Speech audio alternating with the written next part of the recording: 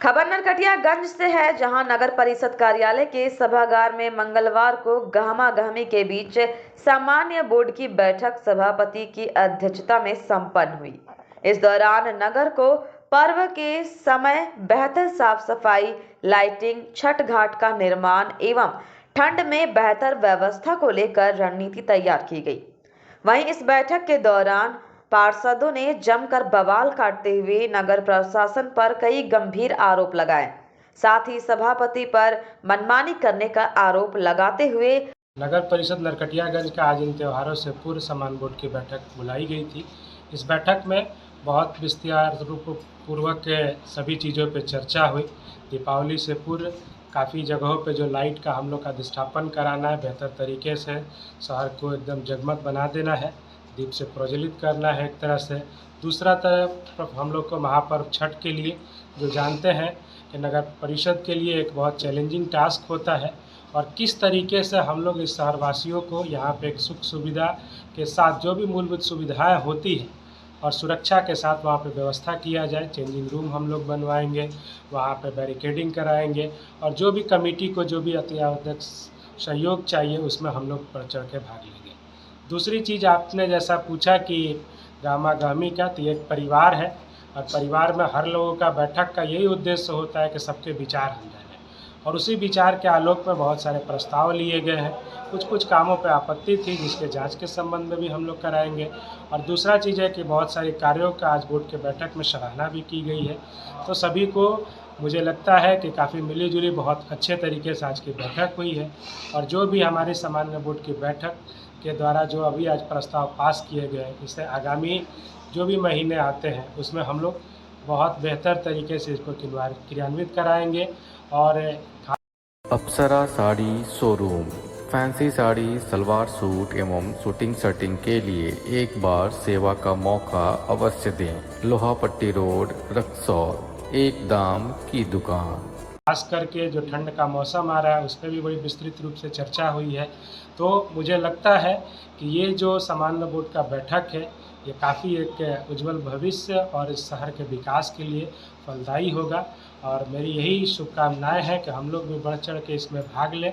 सभी जनतागण से मैं यही निवेदन करना चाहता हूँ हाथ जोड़ के कि इस त्यौहार को शांतिपूर्वक खूब अच्छे तरीके से मनाएं, अपने परिवार के साथ समय दें, और नगर प्रशासन को भी सहयोग करें शहर को साफ़ सुथरा रखने में, और नगर प्रशासन भी आपके साथ कदम से कदम मिला के चलने के लिए। तो जैसे आपने बैठक के दौरान जानकारी दी है कि नगर विकास एवं आवास विभाग द्वारा छठ पूजा को लेकर 4 लाख रुपए की राशि जी, हमारी सरकार के द्वारा, हमारे नगर विकास एवं आवास विभाग के द्वारा बहुत सभी नगर निकाय को कुछ ना कुछ छठ के तैयारी के संबंध में एक आवंटन आई हुई है।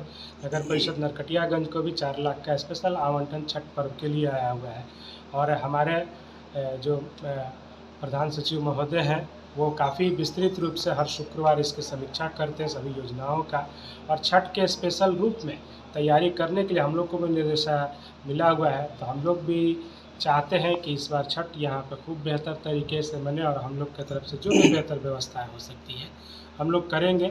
मुझे उम्मीद है कि इस छठ के संबंध में लोग व्रतियों के लिए हम लोग सोचे हैं कि जूट का थैला भी वितरित करें और दें, कि मतलब एक मैसेज जाए कि प्लास्टिक की जो गतिविधि है या उपयोग है उसमें कमी है। पार्षदों ने कहा कि उनके मान सम्मान को धूमिल किया जा रहा है। नगर में मनमानी तरीके से विकास कार्य किए जा रहे हैं। हालांकि बैठक के दौरान कई प्रस्ताव भी रखे गए हैं। मौके पर स्थानीय विधायक, कार्यपालक पदाधिकारी आमिर सुहेल, सिटी मैनेजर रितेश कुमार समेत समस्त वार्ड पार्षदगण मौजूद रहे। नरकटियागंज से चंदन कुमार की रिपोर्ट। कुछ पार्षदों की नाराजगी भी थी विभिन्न मामलों को लेकर, उस पर क्या कहना चाहिए? वो तो चलता रहेगा, थोड़ा बहुत तो उन लोग का भी मन थोड़ा सा ही हो जाता है, कोई साथ नहीं देता है तो वैसे ही चलता रहेगा। वो भी सब समझ गए हैं लोग कि क्या दिक्कत है। तो छठ पूजा जो महान पूजा माना जाता है, लोक आस्था का पर्व माना जाता है, दिवाली है, इसको लेकर नगर परिषद की विशेष क्या रणनीति है? जी, हमारे यहाँ छठ पूजा बहुत भारी आस्था की पूजा है, तो हमारे नगर परिषद के परिवार की तरफ से भी बहुत सारी सुविधाएं दी जा रही हैं। हर घाट की साफ सफाई किए जा रहे हैं, लाइट लगाए जा रहे हैं, जो भी सुविधा हम लोग से उपलब्ध हो उतना हम लोग करा रहे हैं। हम आपके अंग हैं, आपको हमसे कहने में क्या दिक्कत है बताइए? हम तो ऐसा काम आप व्यक्तिगत क्यों उतर जाइएगा? कहाँ गए थे हम तक? वही हो, हम सभापति ही से पूछ रहे हैं। नहीं, अभी संतोष भैया बोले हैं कि हम ये काम किए हैं। ठीक है संतोष भैया, आप ये काम किए हैं, हम लोग भी तो आपके अंग हैं। ये काम तो आप हम लोग से भी कर सकते थे, संबंधित वार्ड पार्षद से कर सकते थे। देखिए पार्षद किस कारणों से नहीं है, बुला के पूछना चाहिए था, काम को ना रोक देना चाहिए था 2 घंटे 4 घंटे के लिए कि पार्षद महोदय या नहीं, हम बुलाते हैं क्या बात है, लेकिन कारण जानने की कोई कोशिश नहीं किया। हमारे माननीय साथी पार्षद महोदय ने ठीक कहा, यहाँ पर कम्युनिकेशन की कमी है, मनमाने ढंग से चल रहा है। आगे कैसे अगर ऐसे होगा तो फिर कैसे चलेगा ये सब? तो बेकार है। जनरल बोर्ड का मीटिंग में हम लोग कॉल किया, आप उठाए नहीं। बिल्कुल उठाए हैं, बात भी की है कि हम सुनिए वो तो पता नहीं है कि आप गुस्सा के मत गए हैं। नहीं गुस्साने की बात नहीं है, सुनिए मैडम, गुस्साने की बात नहीं है। आपको जब वहां पे उपस्थित हुई वार्ड में और वार्ड पार्षद वहां उपस्थित नहीं था तो उसके कारण को जानना आपका फर्ज है। आपने अभी थोड़ी देर पहले कहा है कि हमारा नगर परिषद परिवार है और हर माननीय पार्षद आपका अंग है।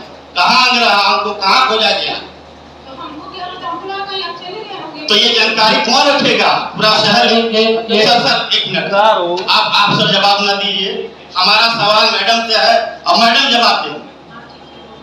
तो हम ये जानकारी चाहते हैं आपसे कि मान लीजिए कि अगर ऐसे कम्युनिकेशन गैप होगा, संवाद नहीं होगा और एक पार्षद का इतना बेइज्जती उठानी पड़ेगी तो फिर सदन में चर्चा की क्या मतलब?